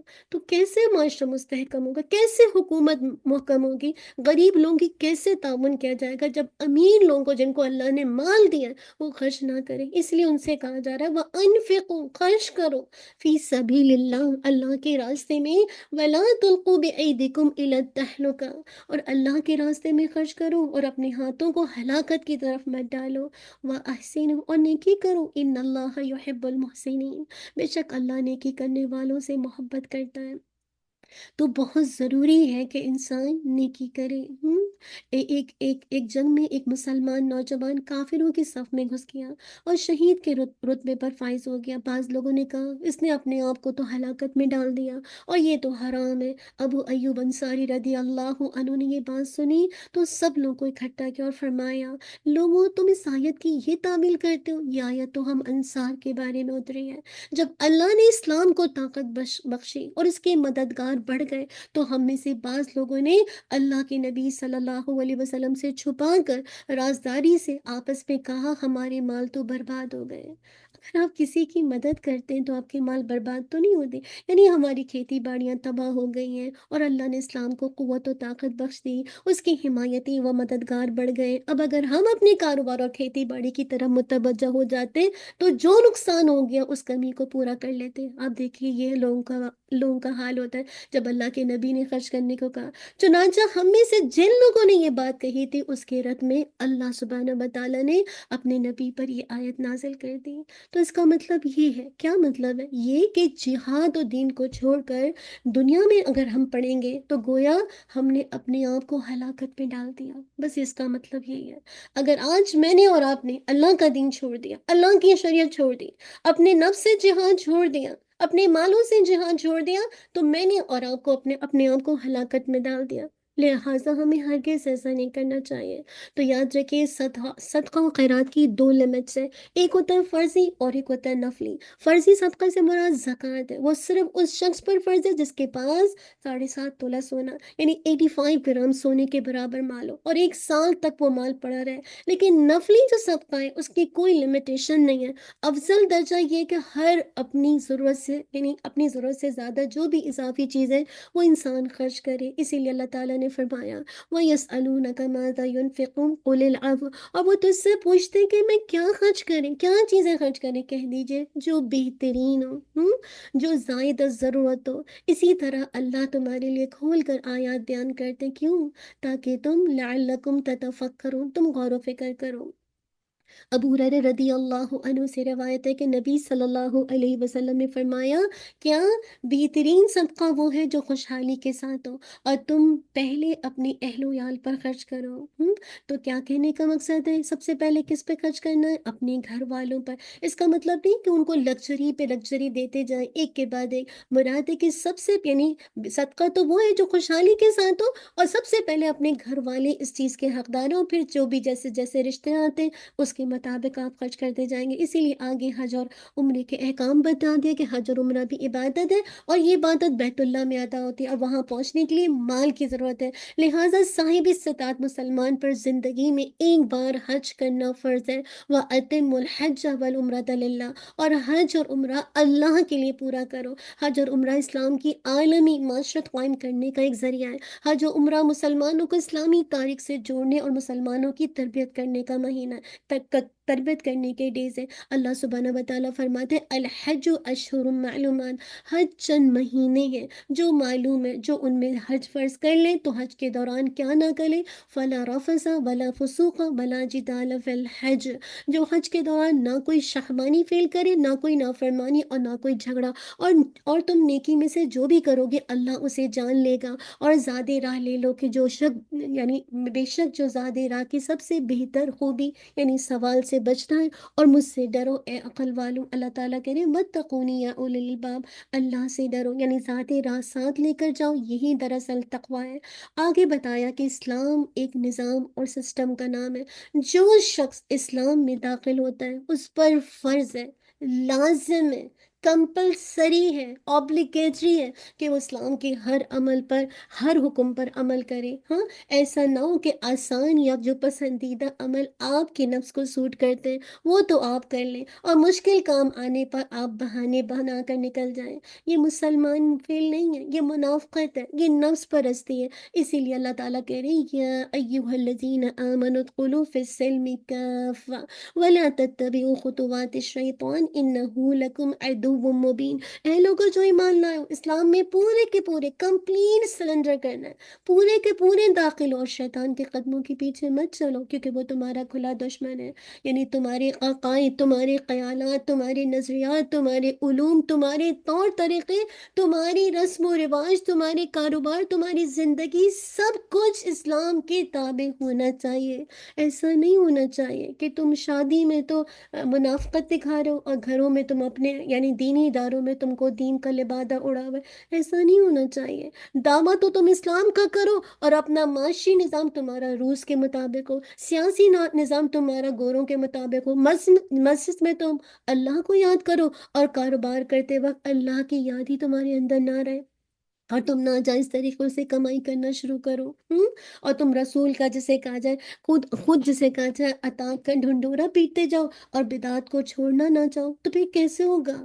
تو تمہاری زندگی کا ہر کام، ہر فیصلہ اسلام کے تابع ہونا چاہیے۔ اور اگر اپنے آپ کو آپ پورے کے پورے اسلام کے اندر تابع نہیں کریں گے تو پھر اس کا مطلب کیا ہے؟ ہم میں سے ہر کوئی شیطان کی پیروی کر رہا ہے، تو جو ہر وقت ہمارے ایمان پر ڈاکہ ڈالنے پر لگا ہے، ہمارے عقائد کو غلط ملت کر رہا ہے، ہمیں گمراہ کن عقائد کی طرف لے کر جا رہا ہے، برے کاموں کو خوشنما بنا کر اس پر آمادہ کرنے پر ہمیں تیار کر رہا ہے۔ تو ہمیں جب اللہ تعالیٰ نے اتنا کھول کے بتا دیا، اس کے باوجود اگر ہم آنکھیں بند کر لیں اور شیطان کی پیروی کریں تو نقصان کس کا ہے؟ ہم سب کے لیے سوال ہے۔ اس لیے کہا آج کتنے لوگ ہیں جو گرمی کے ڈر سے تو روزہ نہیں رکھتے، دکان بند کر کے نماز پڑھنے نہیں جاتے کہ گاہک دوسری دکان پر نہ چلا جائے، لیکن اس کے باوجود خود کو جنت کا مستحق سمجھتے ہیں۔ کیسے ہو سکتا ہے؟ آج آپ کو گرمی دنیا کی برداشت نہیں ہوتی، آج آپ کو تھوڑا سا دنیا کا نقصان برداشت نہیں ہوتا، اب اللہ کی نافرمانی کرتے، نماز کے لیے نہیں جاتے، تو کل جنت کیسے مل سکتی؟ حالانکہ جنت کا راستہ تو مشکلات کا ہے، مصائب کا ہے، تکالیف کا ہے۔ اسی لیے اللہ تعالیٰ کہتے ہیں، فرماتے ہیں ام حسبتم ان تدخلوا الجنہ ولما یأتکم مثل الذین خلو من قبلکم مستهم البأساء والضراء وزلزلوا حتى يقول الرسول والذين آمنوا معه متى نصر الله ألا إن نصر الله قریب۔ یا تم نے گمان کر رکھا ہے، اپنے اپنے نام رکھ لیجئے، سب یہاں پہ اپنے اپنے نام رکھے کہ تم جنت میں داخل ہو جاؤ گے، حالانکہ ابھی تک تم پر ان لوگوں جیسی حالت تو آئی نہیں جو تم سے پہلے تھی، انہیں تنگی اور تکلیف پہنچی اور وہ سخت ہلا مارے گا، یہاں تک کہ وہ رسول اور جو لوگ اس کے ساتھ ایمان لائے تھے کہہ اٹھے اللہ کی مدد کب آئے گی؟ سن لو، بے شک اللہ کی مدد قریب ہے۔ بلال حبشی رضی اللہ عنہ، صہیب رومی رضی اللہ عنہ، قباب بن ارد رضی اللہ عنہ، یاسر رضی اللہ عنہ، ان کی بیوی سمیہ رضی اللہ عنہ، ان سب کو دیکھ لیں، انہوں نے اسلام کے لیے کتنی تکالیف برداشت کی۔ ان کے مقابلے میں ہم معمولی تکلیف تو دور کی بات ہے، اگر حقیر سا مفاد بھی ہمارے سامنے آ جائے تو ہم میں سے اکثریت کیا کرتی ہے؟ اسلام کو چھوڑ دے گی، اسلام کو یعنی اسلام کے لیے مفاد کو نہیں چھوڑے گی بلکہ اپنے مفاد کے لیے اسلام کو چھوڑ دے گی۔ ان سب کے لیے، ہم سب کے لیے یہ پیغام ہے کہ جنت کا حصول اتنا آسان نہیں ہے، یہ تکلیفوں کا راستہ، مصائب کا راستہ، مشکلات کا راستہ، اس کی سادی پھر جنت ملے گی۔ اسی لیے اب آگے تیسرا حصہ شروع ہوتا ہے، اور اس حصے میں مسلمانوں کے جو بھی ہاؤس ہولڈ معاملات ہیں اس سے متعلق ہم سب کو ہدایت دی جا رہی ہے، اس لیے کہ اگر گھروں کا نظام بگڑ جاتا ہے تو میں معاشرہ برباد ہو جاتا ہے، اس لیے مجھے اور آپ کو رہنمائی دی گئی ہے۔ سب سے پہلے نکاح و شادی کے لیے جو اولین شرط رکھی گئی وہ ہے ایمان کی، ایمان کے بغیر نکاح نہیں ہے۔ نکاح کا مطلب کیا ہے؟ زندگی بھر کا ساتھ، اور اس ساتھ میں ہسبینڈ اینڈ وائف پر اور بیوی کے خاوند پر ایک دوسرے پر اثرات پڑتے ہیں۔ لڑکوں کی مائیں کہتی ہیں میرا بیٹا تو بڑا فرما بردار تھا، ہاں لیکن جب سے شادی ہوئی ہے اب ہمیں پوچھتا ہی نہیں ہے۔ اور کبھی ایسا بھی ہوتا ہے بیٹی بڑی دیندار ہوتی ہے، بڑی پرہیزگار، نماز روزے کی پابند پردہ دار ہوتی ہے، لیکن والدین اس کی شادی کسی بے دیندار یعنی دنیا دار کے ساتھ کر دیتے ہیں، اور کچھ ہی وقت کے بعد وہ نماز روزے سے بھی فارغ ہو جاتی ہے، پردہ بھی چھوڑ دیتی ہے۔ اب اس کا ذمہ دار کون ہے؟ کون ہے؟ والدین ہے۔ اس لیے اللہ نے نکاح کرتے ہوئے دین کو اولین اہمیت دینے کا حکم دیا ہے۔ وَلَا تَنْكِحُوا الْمُشْرِكَاتِ حَتَّى يُؤْمِنْ، اور مشرک عورتوں سے نکاح نہ کرو یہاں تک کہ وہ ایمان لے آئیں۔ آپ دیکھیں آج ہمارے مرد حضرات مشرک عورتوں سے، سیم لڑکیاں مشرک مردوں سے نکاح کر رہی ہیں۔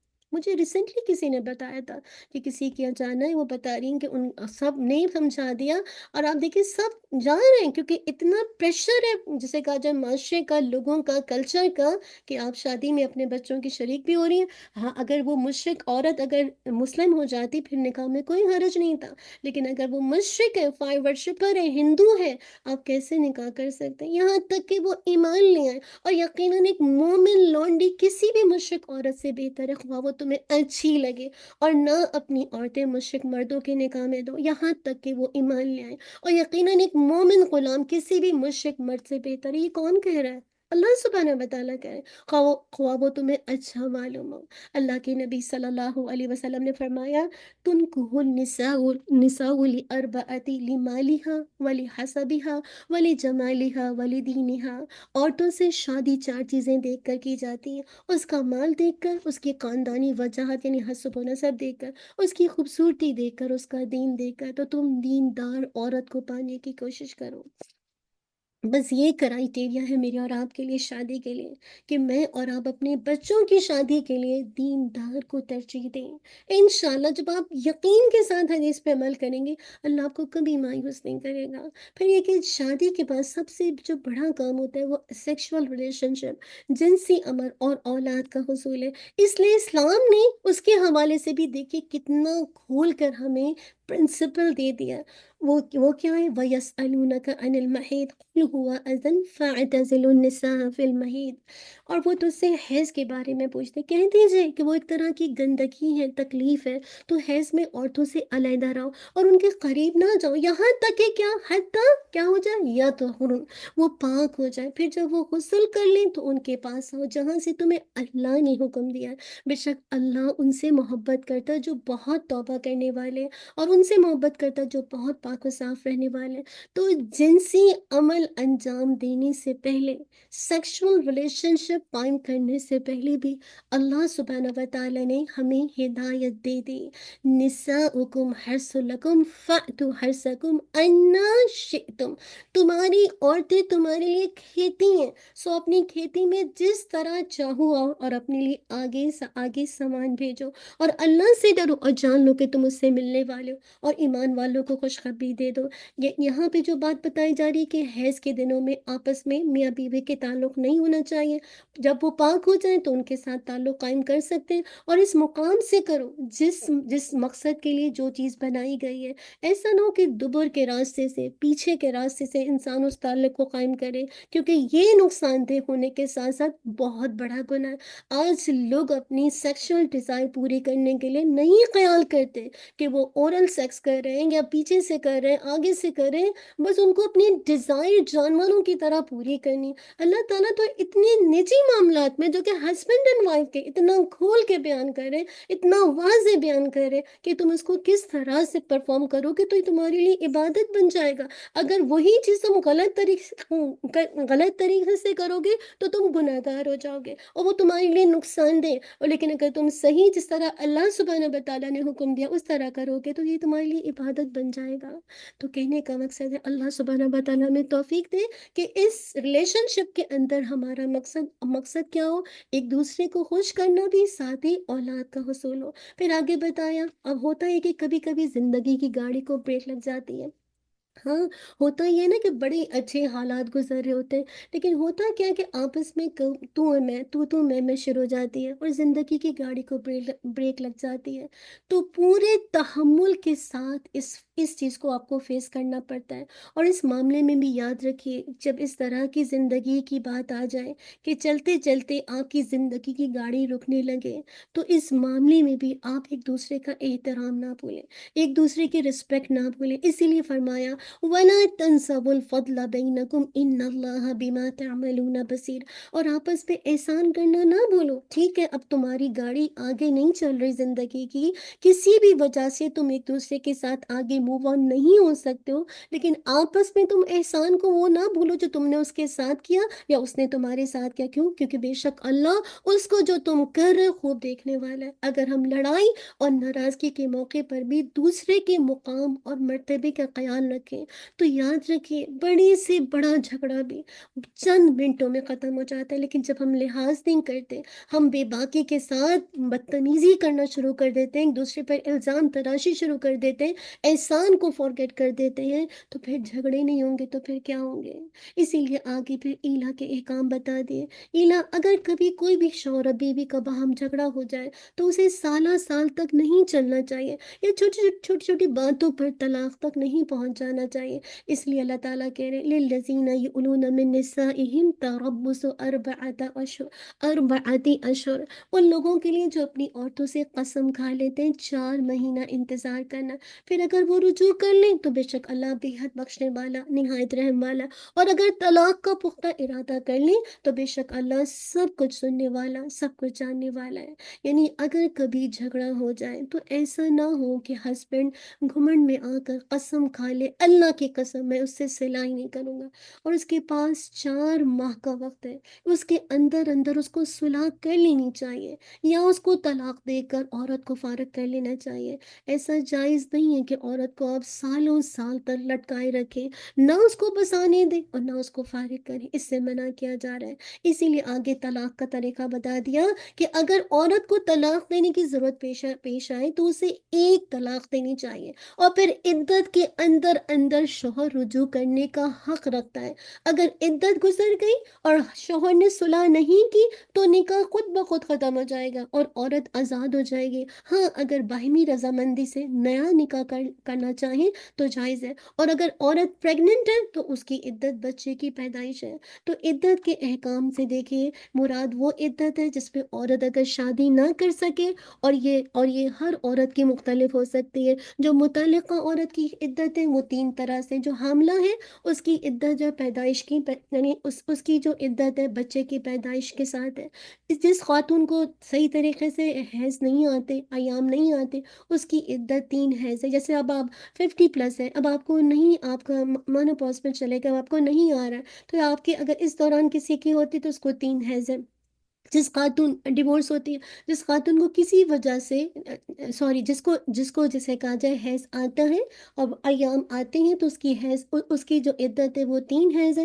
لیکن جس کو کسی وجہ سے حیض نہیں آتا درست طریقے سے، اس کو پیریڈز نہیں آتے، تو اس کی عدت 3 ماہ ہے۔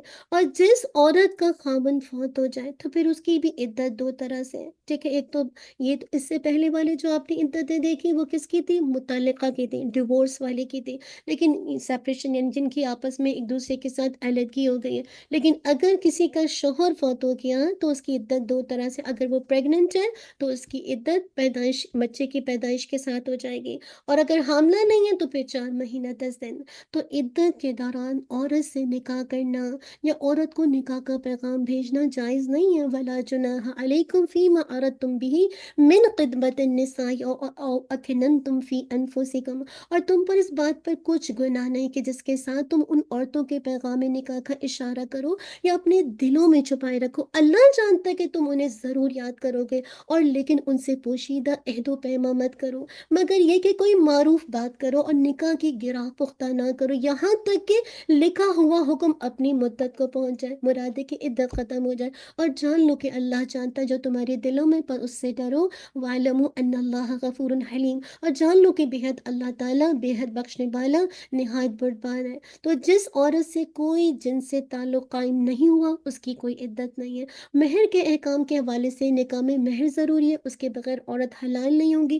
مہر کی ادائیگی کی کئی صورتیں، ان میں سے جو بھی طے ہو اس کے مطابق اس کو مکمل کرنا ضروری ہے۔ اگر نکاح کے موقع پر مہر کا تعین ہو گیا مگر جنسی تعلق قائم نہیں ہوا اور طلاق ہو گئی تو آدھا مہر دینا واجب ہے، اور اگر مہر کا تعین بھی نہیں ہوا اور جن سے تعلق قائم ہونے سے پہلے ہی طلاق ہو گئی تو کچھ نہ کچھ دے دینا چاہیے۔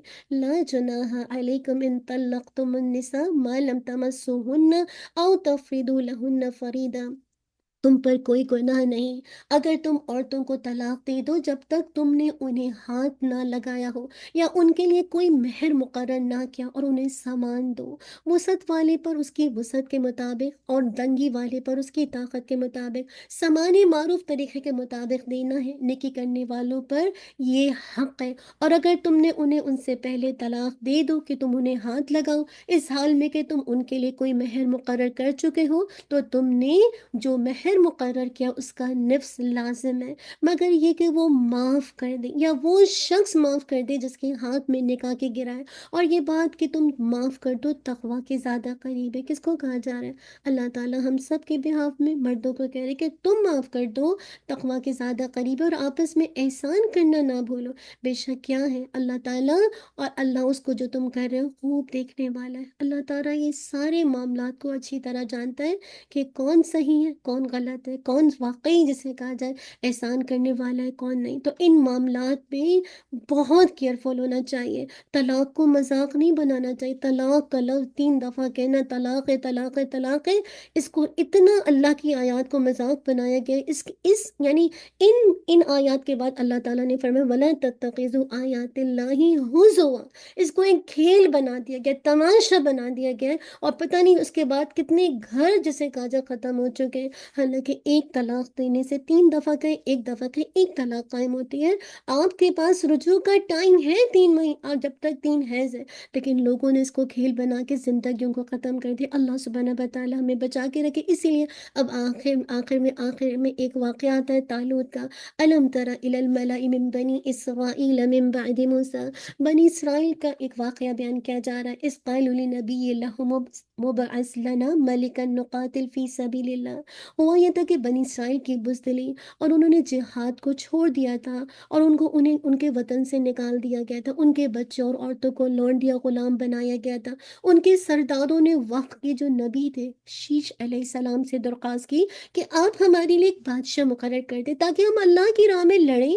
نبی کو ان کے مزاج اور عادات کا تو اندازہ تھا، انہوں نے کہا اچھی طرح دیکھ لو، جب تم پر قتال فرض ہو گیا تو تم نہیں لڑو گے؟ انہوں نے کہا ہم اللہ کی راہ میں کیوں نہ لڑیں، جبکہ ہمارے گھروں پر قبضہ کر لیا گیا ہے، ہمارے بیٹوں کو غلام بنا دیا گیا۔ تو شیش علیہ السلام نے لوط علیہ السلام کو ان کا بادشاہ مقرر کر دیا، جو مفسرین کے قول کے مطابق موچی کے بیٹے تھے۔ لوگوں نے اعتراض کیا کہ آپ نے اسے بادشاہ کیوں بنایا جبکہ اس کے پاس تو نہ مال ہے نہ ہی یہ بڑے خاندان کا فرد ہے؟ تو انہوں نے فرمایا اسے اللہ تعالیٰ نے مقرر کیا۔ کیوں؟ کیونکہ وہ جسمانی طور پر طاقتور تھے اور صاحب علم تھے۔ جب طالوت نے لشکر ترتیب دیا اور دشمن پر حملہ کرنے کے لیے تیار ہوئے تو اللہ تعالیٰ نے ان کے صبر و استقامت کا امتحان لیا کہ راستے میں ایک نہر پڑتی ہے، گرمی بھی بڑی شدید ہے، تو انہیں پانی پینے سے منع کر دیا۔ فرمایا فمن شرب منه فلیس منی ومن لم یطعمه فانه منی الا من اقترف غرفة بیدی، بس جس نے اس میں سے پیا تو وہ مجھ سے نہیں، اور جس نے اسے نہ چکھا تو بے شک وہ مجھ سے ہے، مگر جو اپنے ہاتھ سے ایک چلو بھر پانی لے لے۔ تو ان میں سے تھوڑے لوگوں کی سب نے اسے پانی پی لیا۔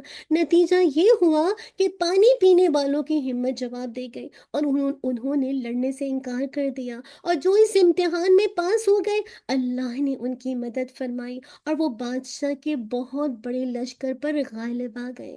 داؤد علیہ السلام اس لشکر کا حصہ تھے، انہوں نے جالوت بادشاہ کو قتل کر دیا جس سے مسلمانوں کو فتح مل گئی اور داؤد علیہ السلام قوم کے ہیرو بن گئے، اور طالوت کی قیادت میں مسلم حکومت قائم ہو گئے۔ یہ واقعہ کیوں بتایا گیا، اینڈ میں کیوں لایا گیا؟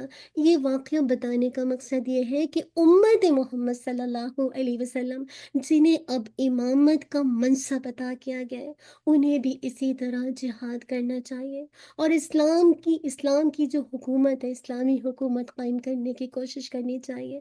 آج میں اور آپ اس اسلام کو نافذ نہیں کریں گے، اس اللہ کی شریعت کو نافذ نہیں کریں گے تو میں اور آپ کیسے کل گواہی دے سکیں گے؟ اللہ سبحانہ و تعالیٰ نے جو مجھے اور آپ کو منصب دیا ہے، تم جو بہترین امت کا ٹائٹل دیا ہے، کیسے وہ پورا کر سکتے ہیں؟ آپ دیکھیں نا کیسے جب لشکر کے ساتھ مقابلہ ہوا، کیسے داؤد علیہ السلام نے جالوت کو قتل کیا، کیسے اسلامی حکومت قائم ہو گئی نا۔ تو آج بھی اگر اسلام کو نافذ کرنا ہے، اس کو امپلیمنٹ کرنا ہے، تو مجھے اور آپ کو اپنے قلم سے جہاد کرنا پڑے گا، اپنے نفس سے جہاد کرنا پڑے گا، اس قرآن کے ذریعے جہاد کرنا پڑے گا، تاکہ اس ہماری 5-6 فٹ کے جسم پر ہمارے پاس اسلامی حکومت قائم ہو، ہم واقعی صحیح معنوں میں اللہ کے بندے بن جائیں۔ اللہ سبحانہ و تعالی ہم سب کو عمل کی توفیق عطا کر دے۔ جزاک اللہ خیر، بارک اللہ فیک۔ ربنا تقبل منا إنك أنت السميع العليم وتب علينا إنك أنت التواب الرحيم سبحانك اللهم وبحمدك نشهد أن لا إله إلا أنت نستغفرك ونتوب إليك سبحان ربك رب العزة عما يصفون والسلام على المرسلين والحمد لله رب العالمين۔ انشاءاللہ پلیز آپ سے ریکویسٹ ہے، آپ 6:30 پہ شارپ آ جائے گا، انشاءاللہ ہمارا ٹائم پہ ہی ہوگا انشاءاللہ۔ تو آپ سب سے ریکویسٹ ہے کہ پلیز اگر آپ پورے سیشن سے فائدہ لینا چاہتے ہیں تو شروع میں 10 منٹس کا ہمارا تزکیہ کا ہوتا ہے اور اپنی اصلاح کا ہوتا ہے، اس کو ضرور جوائن کیجیے۔ بارک اللہ فیک۔ السلام علیکم ورحمۃ اللہ وبرکاتہ۔ آپ میں سے کوئی شیئرنگ کرنا چاہتا ہے آج کے بارے سے؟ کرنا چاہتا ہے تو 1 منٹ لے لیجیے، ورنہ میں اس کو بند کروں گی۔ آپ میں سے کوئی بھی کرنا چاہتا ہے آج کے بارے سے؟ ہاں، کہ آپ اس وقت سے فائدہ لے رہے ہیں؟ چلیے کوئی بات نہیں، جزاک اللہ خیر۔ الحمدللہ، اللہ تعالیٰ آپ کو صحت سلامتی والی زندگی عطا فرمائے۔ بالکل ہم فائدہ لے رہے ہیں۔ الحمدللہ، چلیے جی جی، چلیے ٹھیک ہے، جزاک اللہ خیر کثیرا۔ السلام علیکم ورحمۃ اللہ وبرکاتہ۔